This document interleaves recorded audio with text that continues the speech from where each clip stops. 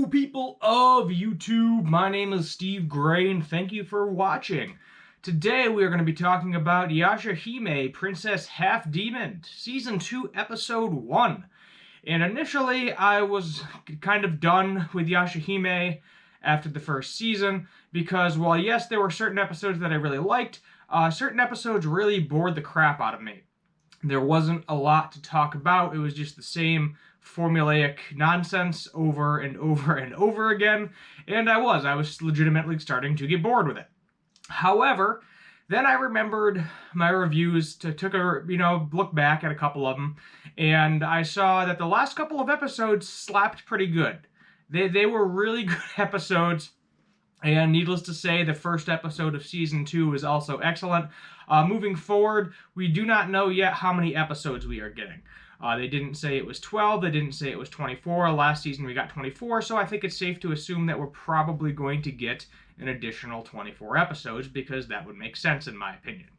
But minimum, I'm thinking 12. So in a worst case scenario, we get 12 episodes. In a better scenario, we get a full 24. So the majority of this episode, like the first half, it basically was a recap. So they give you a recap of the backstory. In all honesty, you didn't even need to watch Season 1 to start this season, because they pretty much told you everything you needed to know from Season 1 in that first little segment. While yes, if you want to go enjoy Season 1, go right ahead. There are certain episodes that I would probably recommend skipping, but overall, they did a great summary in the beginning, which is fine because, it's the first episode of the second season. It's been a while since we've been here. It makes sense to do so. Now, moving on from that, we get the fight scene again with Setsuna, Toa, Mora, and Kirinmaru, if I'm pronouncing his name correctly. I probably butchered it. We get to see Setsuna die again, as she did in the last episode of Season 1, and then we get to see Toa attempt to bring her back to life. So they take the broken sword that can bring her back to life, Tetsukaga, I believe. I don't remember all of the names, because I still have yet to watch the original show. I have not watched Inuyasha yet. I know the premise behind the majority of it, but I have not actually watched the show. So she takes it, and it's just beating the crap out of her. It's very, very hard. It is a full demon weapon. You need full demon energy. Being a half demon, she just had a huge battle. So there's not a lot left in the tank to fuel this sword. But she manages to pull it out. She gets the sword to glow. She actually gets the same mark that her father has on his head as well, Sesshomaru. And she is able to wield the sword, kill the demons, and bring Setsuna back to life. The way they did it was excellent. My only complaint was that they did it too soon. I feel like they could have definitely made that 2 or 3 episodes right there, where we have more Sesshomaru fighting off all of the demons that appear, evil spirits, and then Toa trying her hardest to kind of power up, kind of Super Saiyan it to a certain extent, to get that sword where it needs to be. Apparently, you only have about an hour or so after they die for the sword to work. And she is the only one that is able to utilize that sword. Sesshomaru does not have the ability to do what Toa can and kind of generate an energy sword, a lightsaber-looking thing, if you will. So she manages to do it, and now Setsuna is back to life, and we have an entire Season 2 to enjoy and view. Meanwhile, Mora is still kind of the comic relief in this video. She's kind of complaining in it a little bit. The sword master comes down, and he starts repairing Setsuna's giant spear sword thing, whatever the actual technical term for it is. And he was like, "Look, Mora, you're going to have to defend me here, because I'm going to be using demon crystals in order to forge this thing. So that way it'll work well with Setsuna's blood blade that's on her arm, providing that Toa can bring her back to life.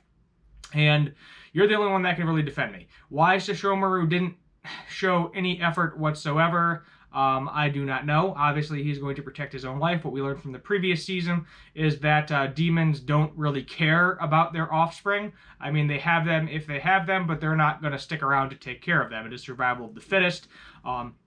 They will praise them if they do good, but if they die, it's, there's not like a heartwarming feeling. They don't have the same feelings, theoretically, as humans do, although it doesn't necessarily seem like that, in my personal opinion. We still have yet to see Inuyasha or Kaigomi. At some point, they are going to have to get out of the Black Pearl, so that is going to probably happen this season. Kirin is going to have to die at some point as well, and Rin needs to get out of the Tree of Ages at some point as well, or wherever she is trapped.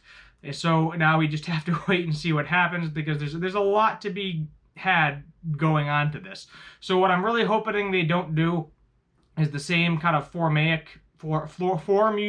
if I can pronounce words correctly here, same formula as the first season, where it's like a bunch of like kind of one-offs where, oh, a demon shows up and is attacking this village. Oh, let's go kill it. Okay, we killed it. Here's a cool super move at the end that you only care about for the last 2 minutes of the episode.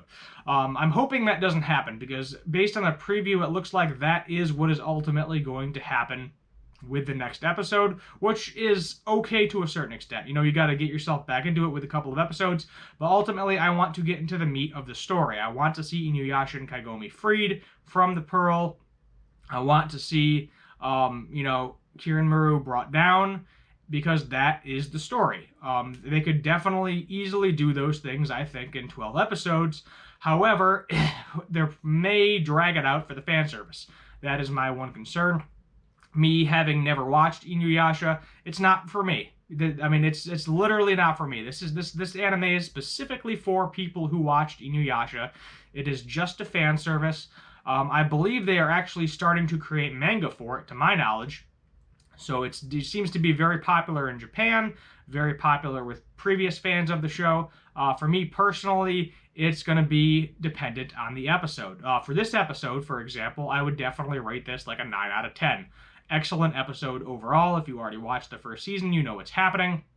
It wasn't a huge gap between season 1 and season 2, and it was just excellent. I thoroughly enjoyed this episode, and I am looking forward to the rest of this season, providing they do not fall back into that formula that I said, which, based on the preview, who knows? We'll just have to kind of wait and see what happens, is what it ultimately comes down to.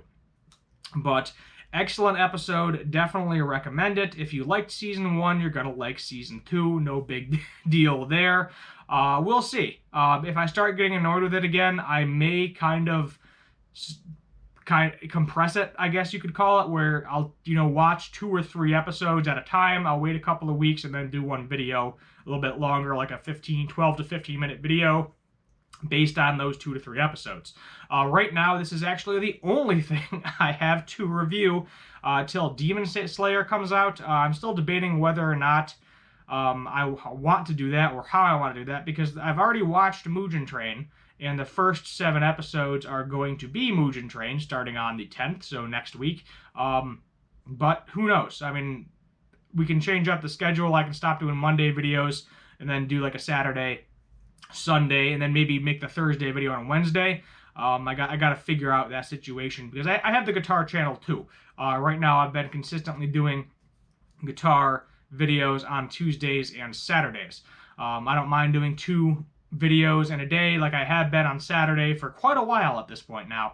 But sometimes it gets a little daunting, especially when it's like every day, because I know at one point I was basically making 5 videos a week with my reviews. But the memes seem to do better than the reviews. So while I'm not going to be getting rid of the reviews, I'll still review the shows that I started. Obviously, Rick and Morty, My Hero Academia, Dr. Stone, Ray Zero, Yashahime, so on and so forth. Harley Quinn, if that comes back, Final Space, if that ever comes back.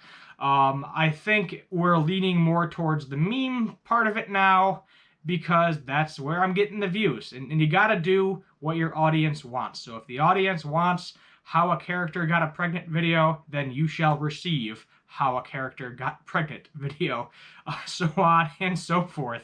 So I think that's where we are going to end it today.